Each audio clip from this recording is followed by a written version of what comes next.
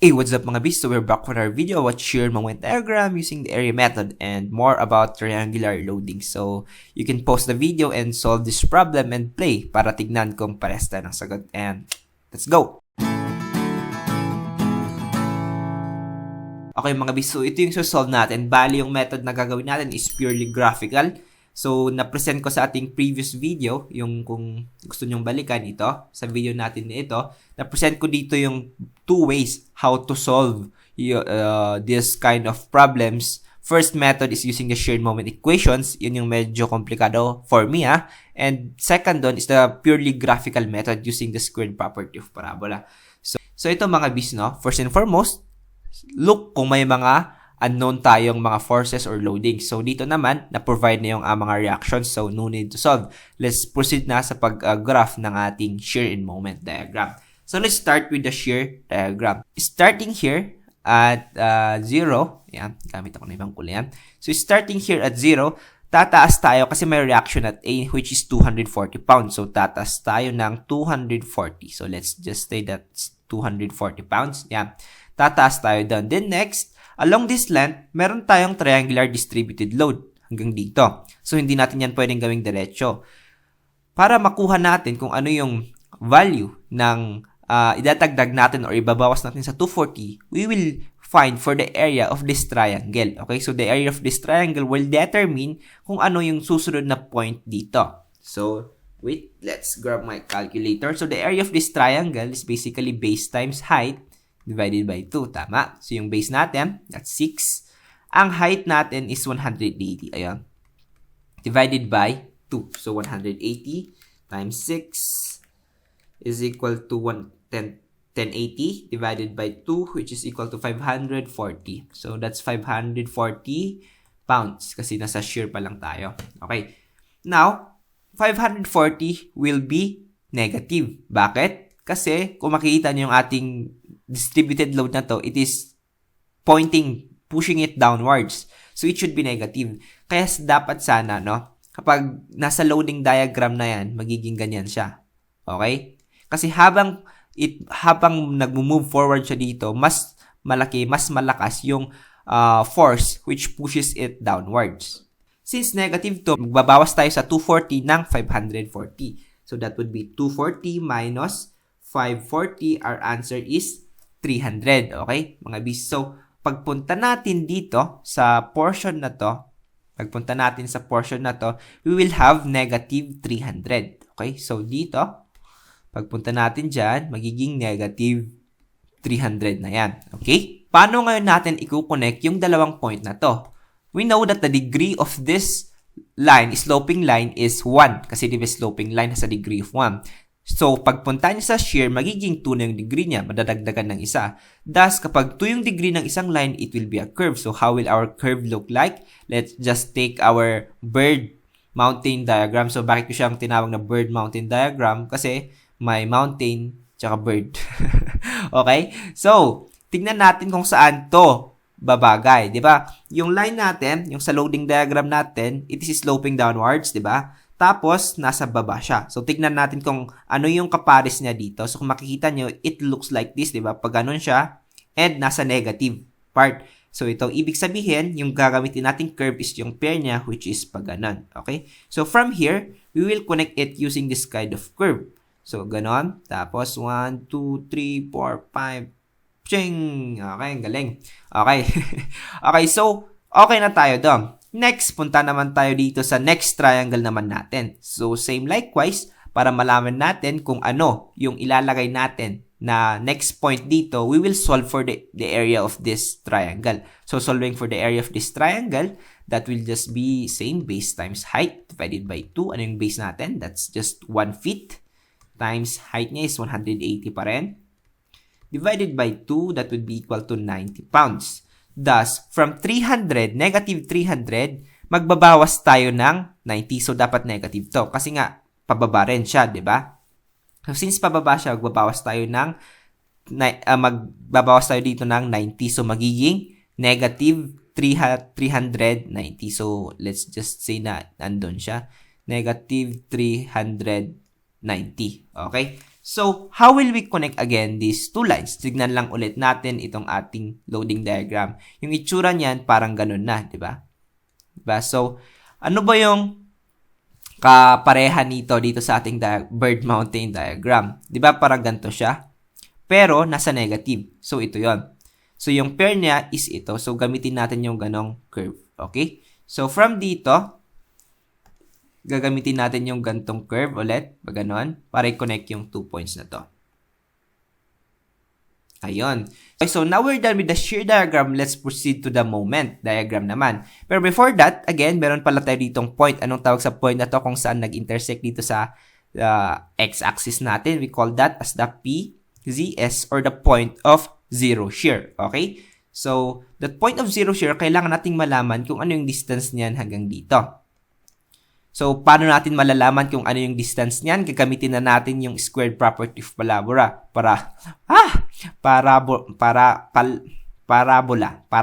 Yon. Squared property of parabola.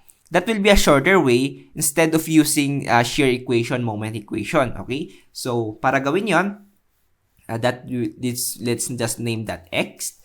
So, our bigger parabola, parang ratio and proportion lang yun. Parang ratio and proportion ng big tsaka small. So, yung ating bigger size ng parabola, we have that. So, i-sketch ko lang Ito yung bigger parabola. Tapos yung smaller parabola. Parang ano lang siya. Ratio and proportion. Okay? So, ito, magiging, yung buong ito, di ba? Yung buong ito is 240 plus 300 kasi hanggang doon. So, 540 to. Tapos, yung buong ito ay 300. No, joke. 6 pala. 6. Joke lang. Yan, 6 po. Tapos, itong ating smaller parabola, it's 240, no, yung height niya.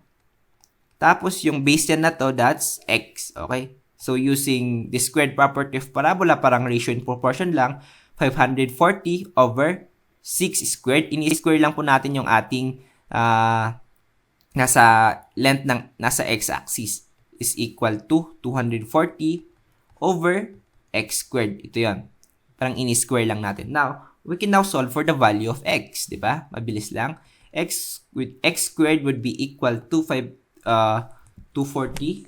Wait, that would be equal to 240 times 6 squared divided by 540. So, x will be therefore equal to square root of 240 times 6 squared divided by 540. X would be equal to 4. Okay, so that's 4 feet. Yan, 4 feet. So, alam na natin yung value nito which is 4 feet. Okay, so, pwede na natin itong i-erase. Yan. Once na alam na natin yung value niyan, we can now proceed doing our moment diagram. So, para malaman natin kung ano yung next point dito, we need to solve for this area. Di ba? Kailangan nating malaman kung ano yung area na yan. And to solve for that area, we just use the area, which is formula for the area of a spandrel, which is equal to 2/3 base times height, or area under a curve, di ba? Since ang degree nito is 2, di ba? Initially, that's degree nito is 2. Kasi yung original formula niyan, kung saan to nanggaling, that's 1, that's 2 divided by 1 plus n base times height. Yung n natin is 2. So, 1 plus 2, doon nanggaling yung 3 na yan. So, kapag yung degree nito is 3, magiging 2 over 4 na yan. Ganun lang po, okay? Pero usually naman, kapag triangle yan, syempre yung susunod na degree dyan is always 2. Magiging 3 lang yan kapag sa loading diagram mo, may curve ka na agad, okay? Kaya usually 3 na lang yan. Alright, so, huwag nating pakialaman ang buhay niyan. Let's just substitute 2/3 ang base niya ito, x, which is 4 feet, and the height, which is equal to 240. Okay, so, calculate na lang natin yan. 4 times 2 times 240 divided by 3 is equal to 640. Okay, so unit is pound feet. Okay, so pound feet. Kasi moment na natin siya. So, from 0, di ba, nagsimula tayo sa 0, i-add ngayon natin yung area nito, which is 640.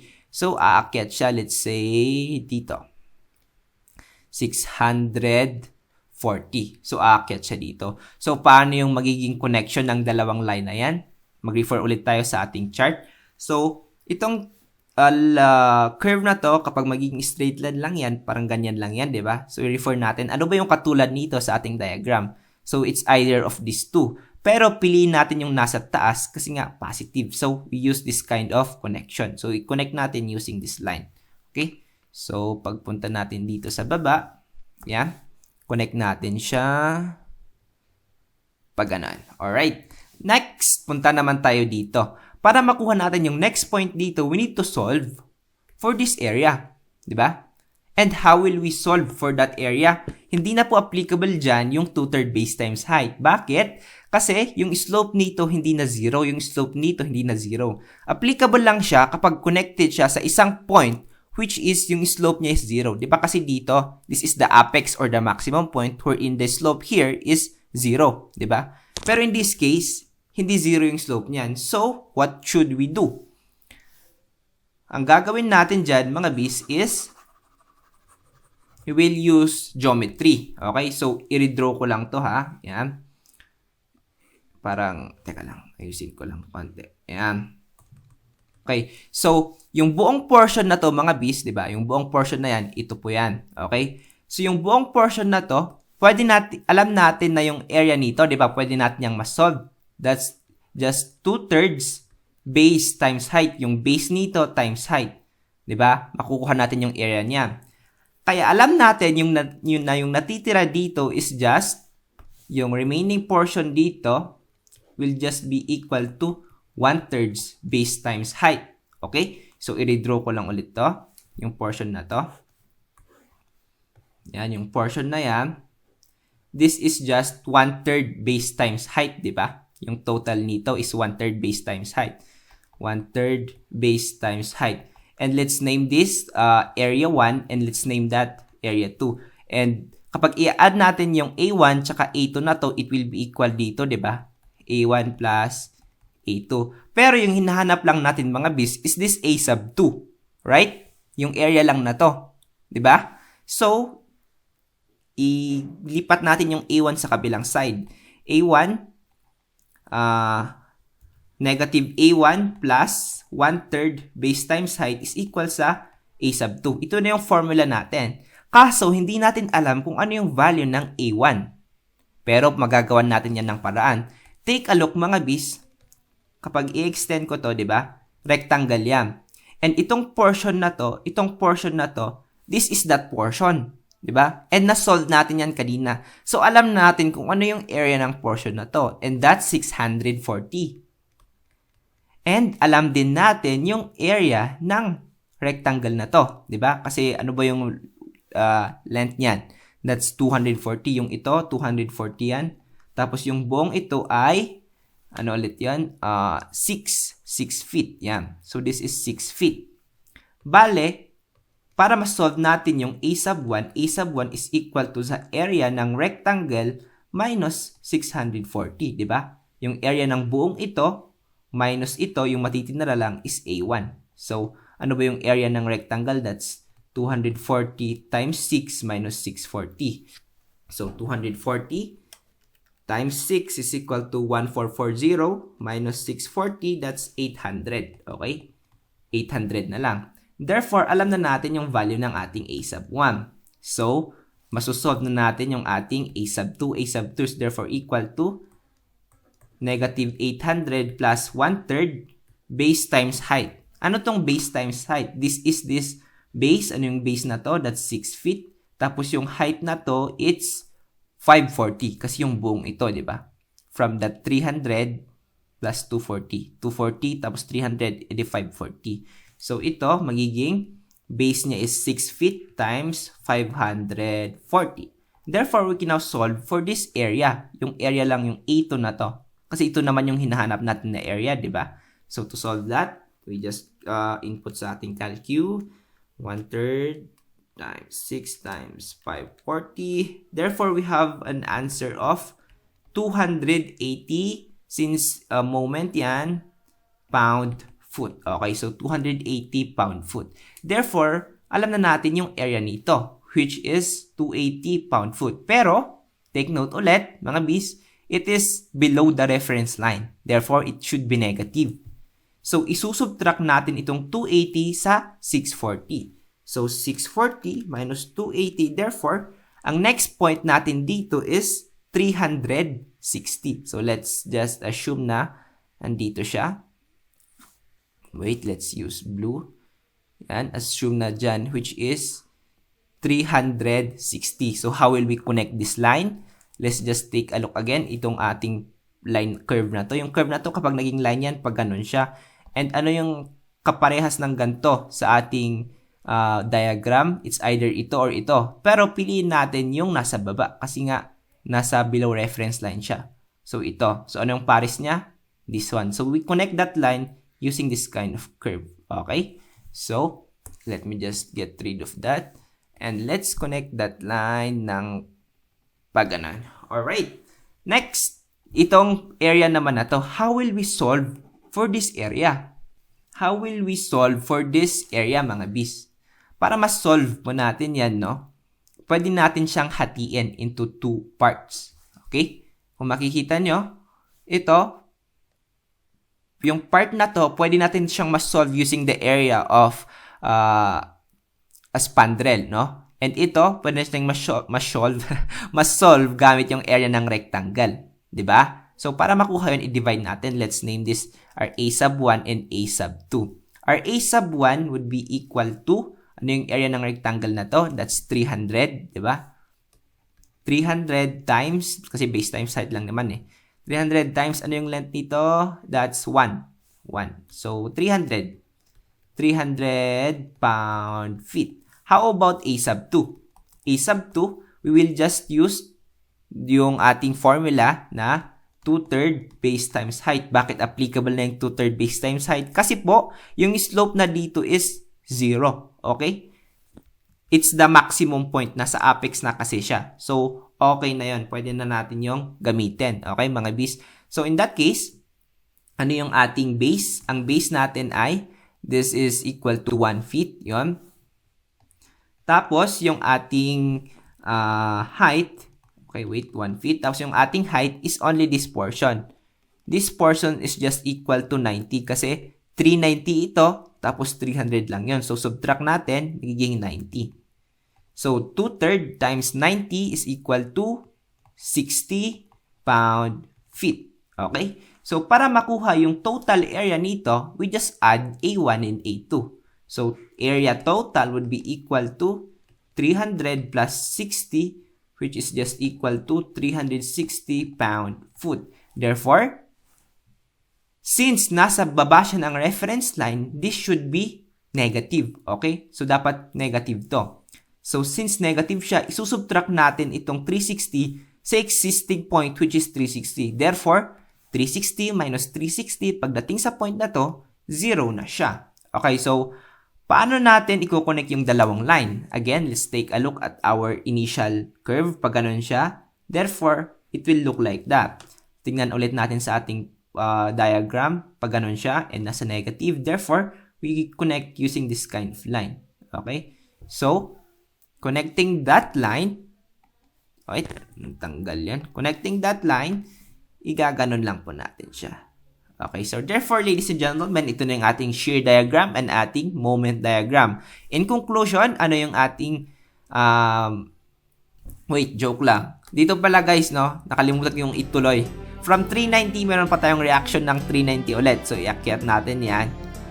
At, papuntang 0. Ayun, sorry po. Okay, back to the conclusion. Ang ating conclusion is, ang ating maximum shear ay 390 pounds and ang ating maximum moment ay 640 pound-feet. And the maximum moment lies at the point of 0 shear. Okay, so yun nga, palagi kong sinasabi, most of the time, the point of 0 shear is where the maximum moment lies. Pero it's not all the time. It's just most. Okay, so karamihan lang. Ayan. I hope nakatulong, medyo klaro. Kung gusto niyo mas detailed na explanation sa ganitong method, na-present ko to sa previous video natin yung ito. You can check it out. So, I think dito po nagtatapos. If you have some clarifications or kung may nakita man kayong mali, kindly comment down below para magawan natin yan ng paraan. Maraming salamat po. Please like, share, and subscribe. Muli, ako po inyong bubuyo na nagpapalala sa inyo. Maglakbay, mag-enjoy, maglaro, manaliksik, maging matinig. Jabi out.